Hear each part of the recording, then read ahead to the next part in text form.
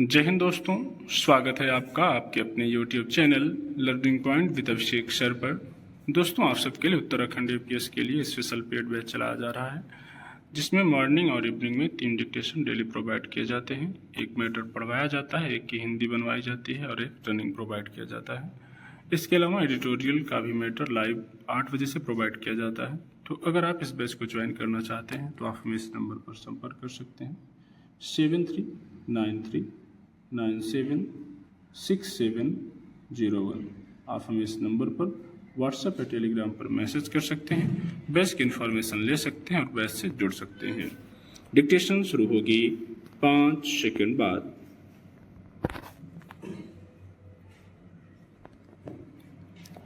महत्वाकांक्षा के सकारात्मक पहलू भी होते हैं।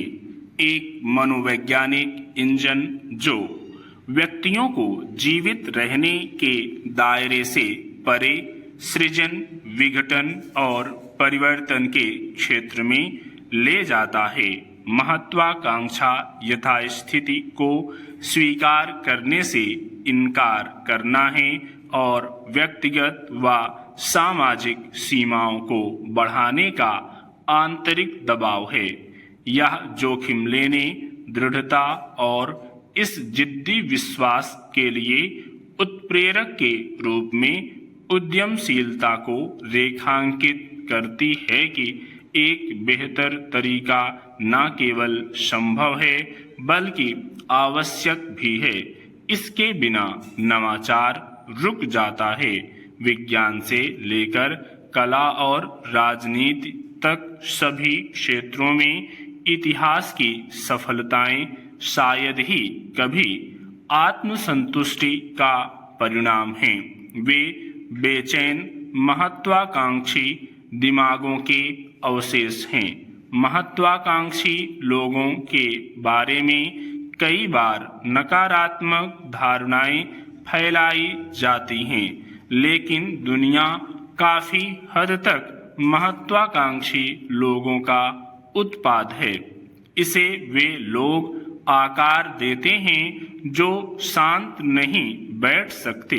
वे लोग भी जो विरासत में मिली सीमाओं से संतुष्ट नहीं थे और अपने विचारों पर काम करने के लिए खुद को बाध्य महसूस करते थे, चाहे वे कितने भी कठिन या अलोकप्रिय क्यों ना हों। प्रगति कभी भी समान रूप से वितरित नहीं हुई है। यह उन व्यक्तियों और समूहों द्वारा संचालित की गई है जो अपनी छाप छोड़ने की अत्यधिक इच्छा रखते हैं। महत्वाकांक्षा असंतोष को गति में और कल्पना को बुनियादी ढांचे में बदल देती है।